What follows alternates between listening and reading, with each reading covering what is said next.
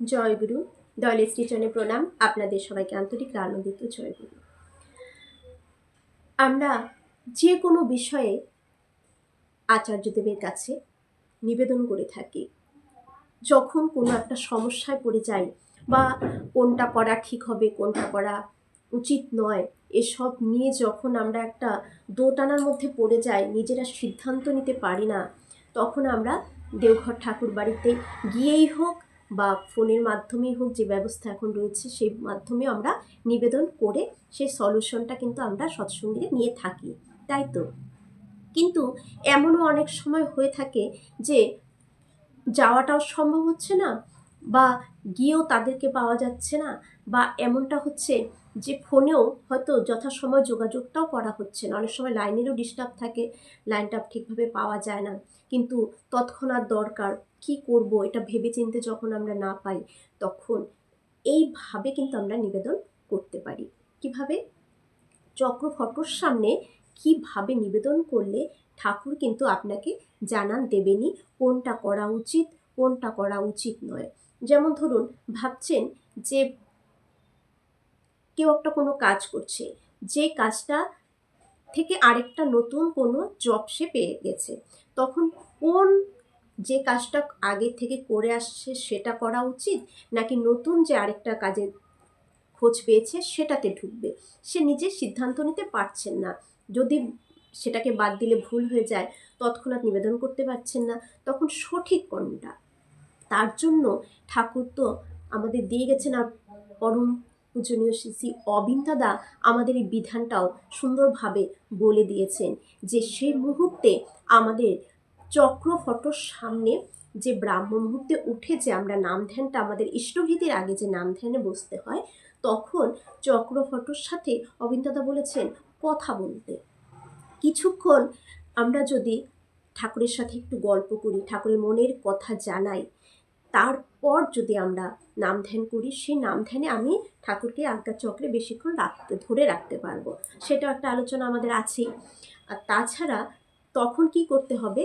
তখন ওই চক্রফটর সাথে ঠাকুরের কাছে মন থেকে সব ব্যাপারটা জানাতে হবে যে এই পরিস্থিতি এখন আমার কি করণীয়, আমি কি করব বুঝে উঠতে পারছি না ঠাকুর, তুমি আমাকে একটা রাস্তা দেখাও, আমার পাশে থাকো।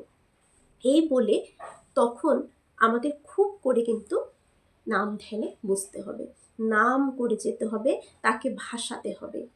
চক্রফট সেই ছবিটাকে আমাদের ভাসিয়ে খুব সুন্দরভাবে একদম ভালোবাসার সাথে পুরোপুরি ঠাকুরের কাছে নিজেকে সারেন্ডার করে দিয়ে আমাদের ধ্যানটা কিন্তু করতে হবে। ঠাকুর কিন্তু এটা আমাকে জানান দেবেনই। তৎক্ষণাৎও জানান দিতে পারেন, এমনকি 2 দিন পরেও দিতে পারেন, 1 মাস পরেও দিতে পারেন, 15 দিন পরেও দিতে পারেন, কিন্তু অবশ্যই দিবেন। তিনি কিন্তু দেবেনই আমাদের উত্তর। আবার এটাও কিন্তু একটা ভাবার বিষয় রয়েছে, ঠাকুর কিন্তু সবাইকেই জানান দেন। কোনটা সঠিক কোনটা বেঠিক ঠাকুর সবাইকেই জানান দেন, কিন্তু সবাই সেই জানানটাকে ধরতে পারে না। ঠাকুরের ইঙ্গিতটাকে সবাই কিন্তু বুঝে উঠতে পারে না। তার জন্যই যে ঠাকুরের সাথে যত যুক্ত থাকবে, যত ঠাকুর ভাবাপন্ন অবস্থায় যে যত থাকবে, সে কিন্তু ঠাকুরের ইঙ্গিতগুলো সর্বদা বুঝে নিতে পারবে। তার চলা বলায় মানে প্রতিটা ক্ষণে ক্ষণে বুঝে নিতে পারে যে ঠাকুর এটা করতে বারণ করছেন, এটা করতে বলছেন। যখন ঠাকুরের ধরাটা সে ধরে নিয়ে সেটাই করে, সে তখন কিন্তু ভালো থাকেন, সেখান থেকে শুভ ফল আসে। কিন্তু যেমন আমরা জানি যে ট্রেনে অ্যাক্সিডেন্ট হয়, অমুক জায়গায় এটা ঘটনা ঘটছে, অমুক জায়গায় এটা ঘটনা ঘটছে, দেখা যাচ্ছে সেখানে সৎসঙ্গীরা ভালো থাকছে, সুস্থ অবস্থায় হয়ে যাচ্ছে, কিন্তু দেখা যাচ্ছে যে যারা নন সৎসঙ্গী বা সৎসঙ্গী হয়েও অনেকে আছে, তারা সে বেঘোরের মধ্যে পড়ে যাচ্ছে। কিন্তু কেন? ঠাকুর কি শুধু আমি ঠাকুরের দীক্ষা নিয়েছি বলে কি ঠাকুর শুধু আমাকেই ভালোবাসেন? তা কিন্তু নয়। তিনি বিশ্বপিতা, তিনি সবার পিতা, তিনি সবাইকে জানান দেন, সবাইকে জানান দেন।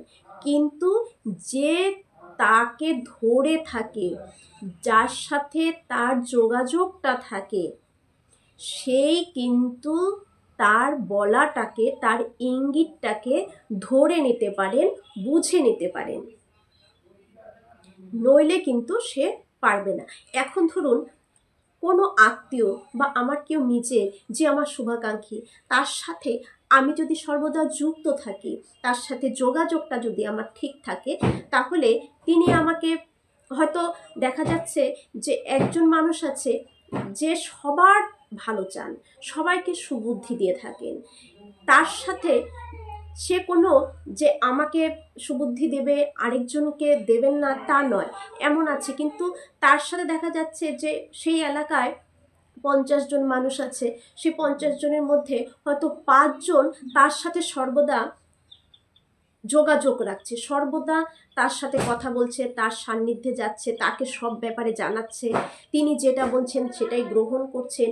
তাহলে তার সাথে সে যোগাযোগ রেখেছে বলে, তিনি তার সব ব্যাপারটা তাকে জানাচ্ছেন বলে তিনি বিধান দিচ্ছেন, তিনি বুঝতেও পারছেন, উনি এই ইঙ্গিত দিচ্ছে। অনেক সময় এমন হয় না, কোনো গুরুজনকে বা বড় কাউকে কিছু জানালে যে এটা আমি করতে চাই বা আমি এটা এখানে যেতে চাই, তখন আমরা তাদের ভাবে, তারা হয়তো কোনো উত্তর দিল না, কিন্তু উত্তর না দেওয়ার মতো তাদের মুখশ্রী দেখে, তাদের ভাবে আমরা বুঝে নিতে পারি যে তিনি অসন্তুষ্ট হয়েছেন বা তিনি খুশি হয়েছেন, এগুলো তো বুঝে নিতে পারি। ঠিক এমন ইঙ্গিত আমরাও কিন্তু, যদি যে যোগাযোগ রাখবে, যার সাথে যুক্ত থাকবে যে, সে কিন্তু বুঝে নিতে পারে।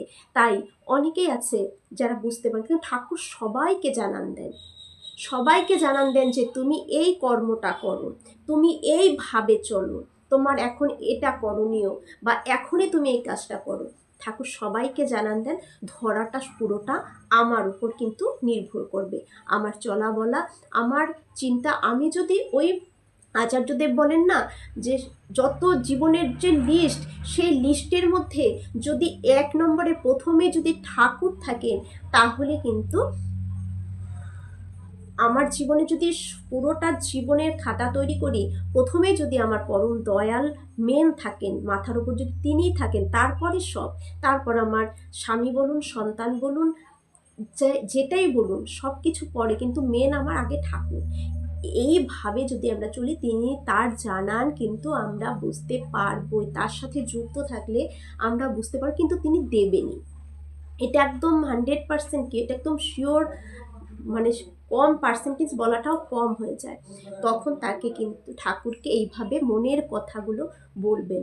আর ঠাকুর এটাও একটা বলেছেন, যখন ঠাকুর ধ্যানে বসে ঠাকুরকে জানাবেন, বা কিছু একটা আপনার যে কোনো বিষয়ে কিছু একটা ভাবনা এলো, ঠাকুর এটা পুণ্যপুঁথি গ্রন্থে কিন্তু আছে, কিছু আপনার ভাবনা এলো, কোনটা সঠিক কোনটা বেঠিক, কি করব কি করব না, তখন চোখ বুজে যদি ঠাকুরকে ওই চক্রফটোর সামনে ঠাকুরকে নিবেদন করে যদি নাম করতে থাকি, করতে করতে আমাদের ভেতরে এমন একটা ভাবনা আসবে যে সঠিক কোনটা বেঠিক কোনটা।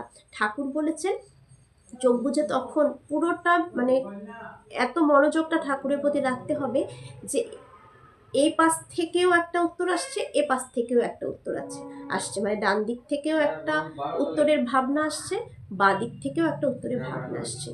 তখন যেটা ডান দিক থেকে আসবে সেটাকে আপনারা গ্রহণ করবেন, এটা ঠাকুর বলেছেন পুণ্যপুঁথি গ্রন্থে, সেটাকে গ্রহণ করে নিয়ে জীবন পথে এগিয়ে চলবেন। যদি মনে হচ্ছে ডান দিক থেকে যে বার্তাটা আমার মনে হচ্ছে সঠিক, এটাই বিধান, এটাই করাটা ঠিক, কিন্তু আমার মন চাইছে যেটা বাঁ দিক থেকে আসছে সেটাকে করার, খুব ইচ্ছে সেটাকেই করার, যদি ওদিকে পা দিয়ে থাকে, তাহলে আমি ভুল সিদ্ধান্ত নিলাম।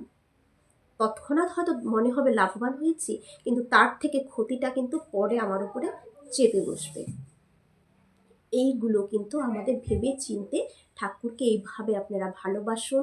ঠাকুর সব বিধান দিয়ে থাকেন, সব পথ আমাদের সব সময়, তিনি দরজা খুলে এভাবে বসে রয়েছেন, শুধু আমরা যাচ্ছি না তার সামনে, তার কাছে যাচ্ছি না, তাই কিন্তু আমরা এখনো, ঠাকুর বলেছে না, ভাবছো বসে চলবে কিসে, ভাববার তুমি কে, ভাববার যিনি ভাবছেন তিনি, তুমি ভাবো তাকে। আমাদের ভাবনা শুধু তাকে নিয়ে, তিনি ভাববেন আমাকে নিয়ে। ছোট্ট শিশু কি তার খাওয়া দাওয়া, ঘুম, ড্রেস পোশাক পরার কথা তিনি ভাবেন? ছোট শিশু কখনোই নয়। কারণ তিনি তার মার উপরে ভরসা করে থাকেন, বাবার উপরে ভরসা করে থাকেন, পরিবারের অন্য বড়দের উপর ভরসা করে থাকেন। কোনটা কি পরাবে সেটাও সে সিদ্ধান্ত নিয়ে থাকেন না, যা পরায় সেটাই সে ড্রেস হিসেবে পরে, যা খেতে দেয় সেটাই গ্রহণ করে। ঠিক আমাদেরকেও আমার পিতা আমার জন্য যতটুকু প্রয়োজন, যতটুকু দরকার তিনি কিন্তু দেবেনই, এটা দেবেনই। যখন যেটা প্রাপ্য আমার তখন সেটাই দেবে, কিন্তু করাই পাওয়ার জন্য করতে হবে। বসে আছি ঠাকুর তো দেবেই, তাহলে কিন্তু দেবে না, করতে কিন্তু হবে। সবার মঙ্গল প্রার্থনা করে সবাই খুব ভালো থাকুন।